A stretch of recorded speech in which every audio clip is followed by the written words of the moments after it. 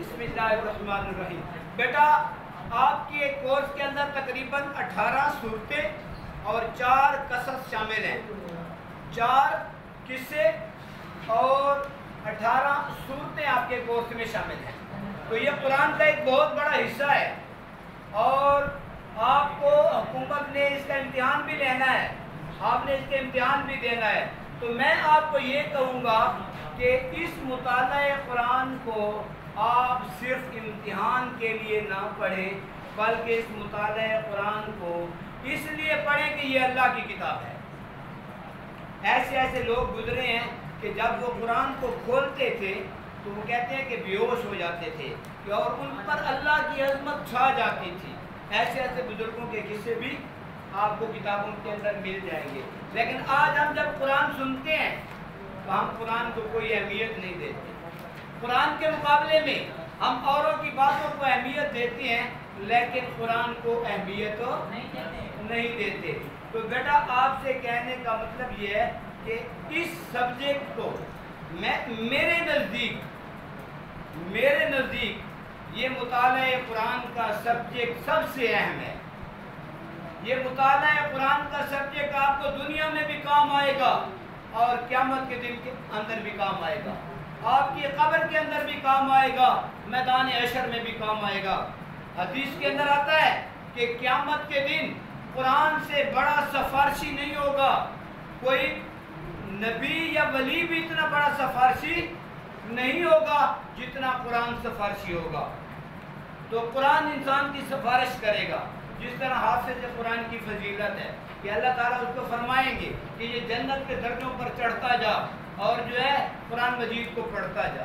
तो कुरान एक हमारे लिए मिशल राह भी है और ये कुरान अल्लाह ताला का कलाम है जो हमारे आखिरी पैगंबर हज़रत मोहम्मद सल्लल्लाहु अलैहि वसल्लम पर नाज़िल हुआ।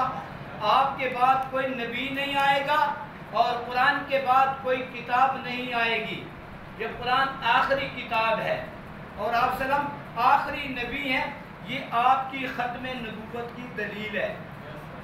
ये कुरान मजीद क्या है?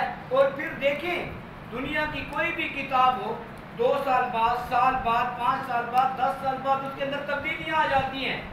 कुरान को 1450 साल हो गए हैं, इसके अंदर कोई तब्दीली नहीं आई। विलियम म्योर एक मुस्तशरिक है। कौन है? एक अंग्रेज है, मुस्तशरिक है। उसने एक किताब लिखी, द लाइफ ऑफ मोहम्मद। ये तकरीबन आज से 200 साल पहले या 250 साल पहले की बात कर रहा हूँ, जब पाकिस्तान भी नहीं बना था और जहाँ पे अंग्रेज हुकूमत कर रहे थे। वो कहता है उस वक्त एतबार से कि 1200 साल हो गए हैं, कुरान के अंदर कोई तब्दीली नहीं आई। तो यानी ये कुरान की हिफाजत को तो वो लोग भी मानते हैं जो गैर मुस्लिम हैं, जो ईसाई भी मानते हैं, यहूदी भी मानते हैं। एक यहूदी की बात एक हमारे टीचर बता रहे थे कि एक यहूदी ने कहा कि कुरान की हिफाजत के हवाले से कि भाई 1200 साल तक या 1400 साल तक एक झूठ नहीं चल सकता। क्या झूठ जो होता है ना, झूठ के पाँव नहीं होते, उसकी उम्र लंबी नहीं होती, वो थोड़ा अर्सा चलता है फिर पता चल जाता है कि झूठ है। और फरमाया कि ये मोहम्मद सल्लल्लाहु अलैहि वसल्लम और उनकी जो किताब है, क्योंकि वो इल्ज़ाम लगाते थे नऊज़ु बिल्लाह मिन ज़ालिक कि मोहम्मद सल्लल्लाहु अलैहि वसल्लम ने खुद से कुरान को बना लिया है। ठीक है जी। तो फरमाया, वो यहूदी कहता है कि 1400 साल से भी ज़्यादा अरसा हो गया है और उसके पैरोकार दिन ब दिन बढ़ रहे हैं, मुसलमान पूरी दुनिया में बढ़ रहे हैं और उसकी किताब के अंदर ज़रा बराबर तब्दीली भी नहीं आई। तो फरमाया इतना लंबा सा झूठ नहीं चला करता। यानी वाकई मोहम्मद सल्लल्लाहु अलैहि वसल्लम अल्लाह के पैगंबर हैं और कुरान अल्लाह की किताब। तो बेटा, इसको हमने इस अहमियत के साथ खाली नहीं पढ़ना कि जस्ट कुरान हमारा, ये मुताला कुरान हमारा सब्जेक्ट है, बल्कि इस तकद्दुस के साथ पढ़ना है, इस अकीदत के साथ पढ़ना है, इस मोहब्बत के साथ पढ़ना है कि ये वो किताब है जो हमारे आखिरी पैगंबर पर नाज़िल हुई थी।